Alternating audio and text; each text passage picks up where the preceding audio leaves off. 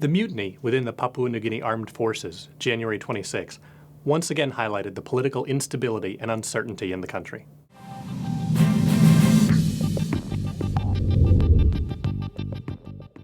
Yaoura Sasa, who led the raid that briefly detained the commander of the armed forces, claimed his move was legitimate, as he had been appointed Armed Forces Commander by former Prime Minister Sir Michael Somare. Somare was replaced as Prime Minister in August 2011 by a parliamentary vote while he was recovering from surgery in Singapore. But in December of the same year, the Supreme Court ruled that current Prime Minister Peter O'Neill was not legitimately elected and that Somare was still technically Prime Minister. O'Neill refused to step down and retains the backing of much of the government, police, and military.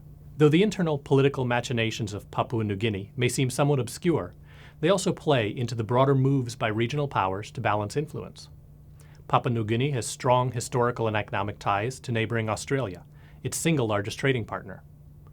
Canberra looks to Papua New Guinea for natural resource investment, including gold, oil, and gas, but also for strategic reasons, given its location at the end of the Indonesian archipelago and within the chain of Melanesian islands that arcs over Australia. But since the late 1990s and the early 2000s, relations between Australia and the Melanesian states have deteriorated. Canberra's response to the coups in two other members of the Melanesian spearhead group, Fiji and the Solomon Islands, weakened relations, opening the door for increased economic and political interaction from the Chinese.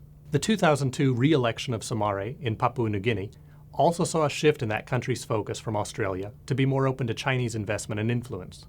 Since 2005, Chinese aid and assistance to Papua New Guinea has increased significantly, often with little stringent requirements or oversight.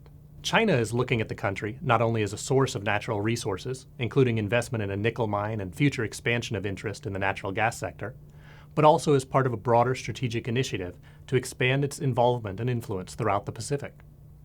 Like the pair of coups in 2000 in Fiji and in the Solomon Islands, the current political instability in Papua New Guinea sits against a backdrop of an expanding Chinese sphere of influence and interest, and the re-engagement of the United States and its allies in the Asia-Pacific region.